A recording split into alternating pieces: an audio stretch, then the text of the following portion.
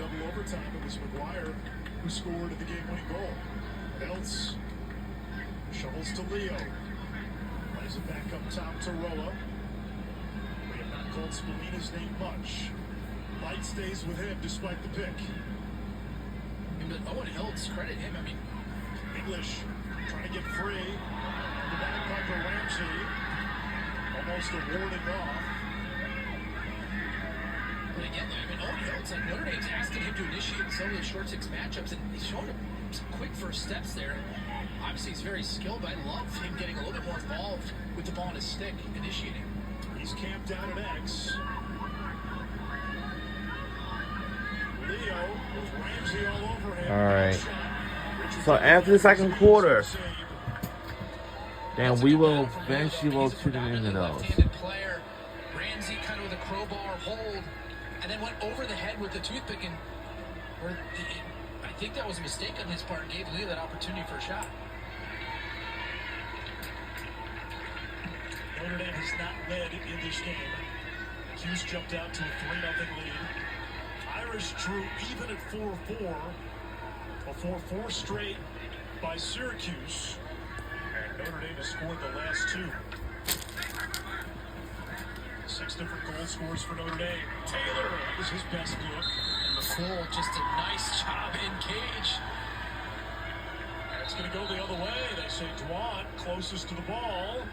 On the shot out of bounds unless they change the call.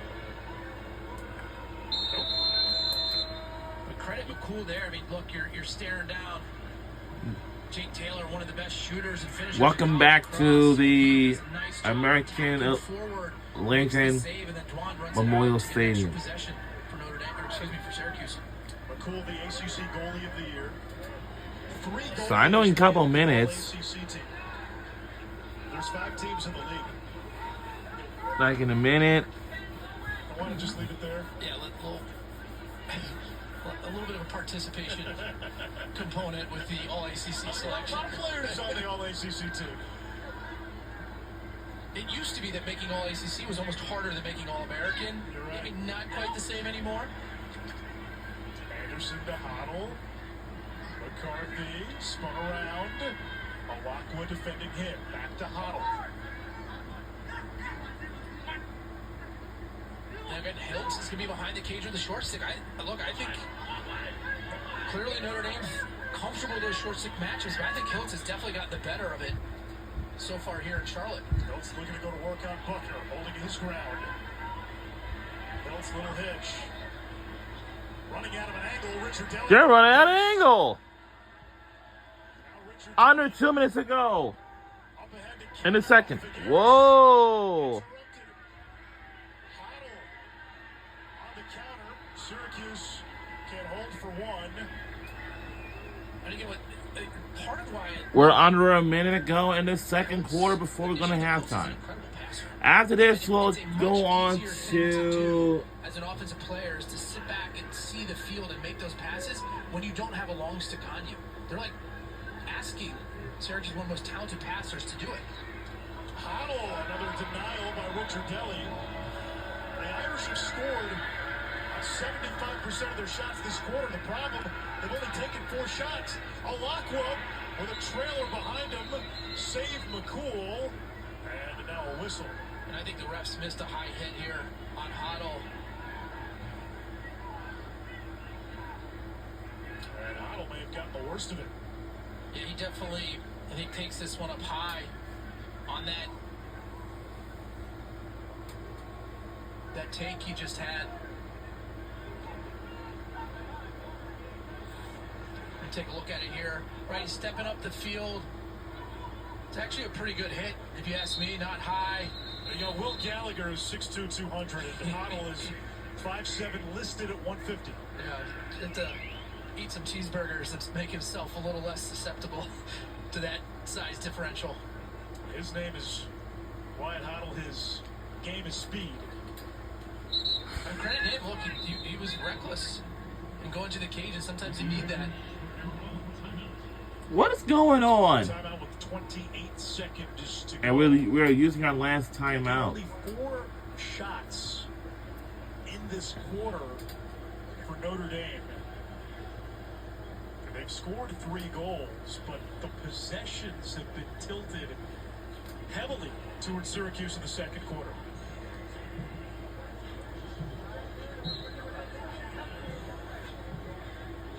Yeah, both goals. They played great. And again, I think Richard Delley's seen a little bit more rubber than McCool. Right here, you're going to see him. Hiltz wins that matchup eventually. And the patience in the cage from Richard Delley. A nice save there as well. Again, like and then the ACC goalie of the year, McCool, I mean, has he been sharp in his last 2 outings against North Carolina? He kept Syracuse in that game. Right now, again, I just look at that score. It's 8-6.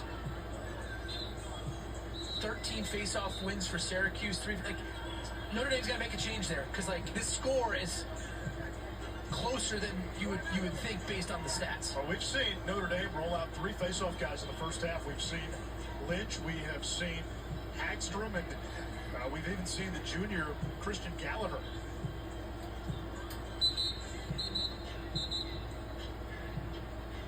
Final weekend of the ACC softball regular season. Here's the lineup we have on ACCN tomorrow. Stanford and BC at 2. Florida State, Virginia Tech follows. And then Sunday, it's the series finale for both of those matchups. A lot of softball on ACCN. Saturday, Sunday, we get the ACC championship again. No AQ, but it's going to impact seeding for a team like Syracuse. It may impact whether they get in. It's going to impact who's going on the road in round 1 versus who hosts in round 1. And obviously Sunday night, Chris Cotter, Quinn Kesnick, Paul Carcaterra, after the Ivy League championship, they head to Bristol for the selection show. The bubble is kind of non-existent this year unless you have some bid thieves, which all right. gives Syracuse a little bit of calm. But hey, if Army were to hit the at-large field, maybe even Richmond, certainly, you know, if Yale was able to win the Ivy League, you got a big thief out of the Ivy. With final seconds left to go. What now? Come on! Syracuse doing a nice job competing in the middle of the field. Now he's going to use his last timeout. 50-50 ground balls. That's where just English is a different type of player. What a luxury it is to have that person that can play defense, offense in the middle of the field, never get tired. Not too many teams have players as well-rounded as Sam English.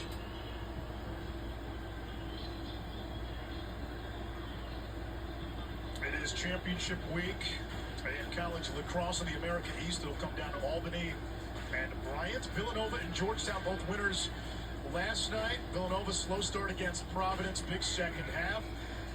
Drexel upset Fairfield in the CAA. Towson has not lost a game to a CAA opponent this season. They got Romo and Detroit Mercy in the NEC. Now, Richmond was hurt yesterday despite winning its semifinal game in the A-10.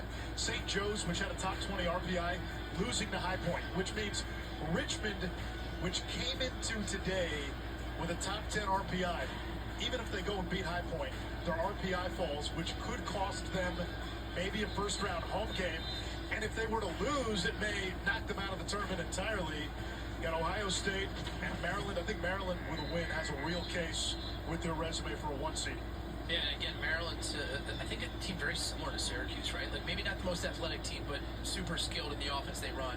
But, I mean, you were talking about Richmond, right? So let's say Richmond. What team wants to play Richmond in the first round? Nobody, because it also feels like they've been so close in some of these first-round games. It has to even itself out. They're overdue for some kind of first-round upset. Along came the Spider. And they're so well coached, disciplined, really can play any brand, right? I mean, Duke, 1-goal game. Maryland, 1-goal game.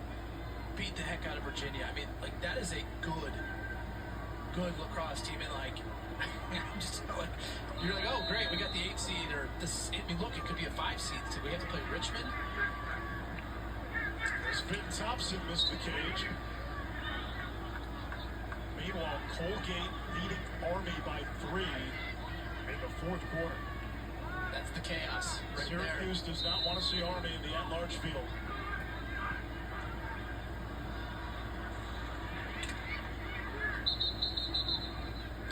interference. Irish ball with a second.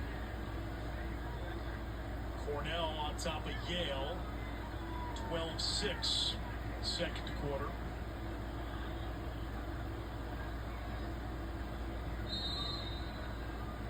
They try to put some screeners in front. The backfire shot stopped by McCool.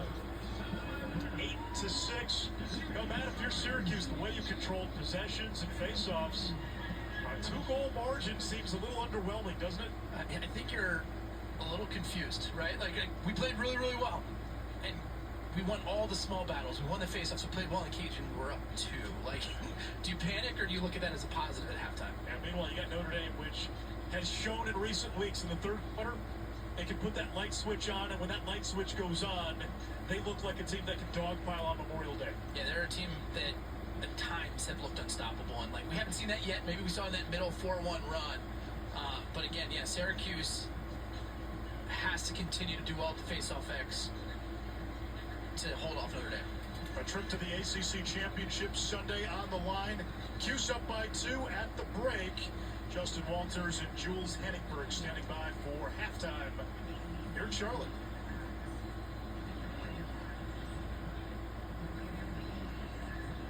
Thanks, Anish.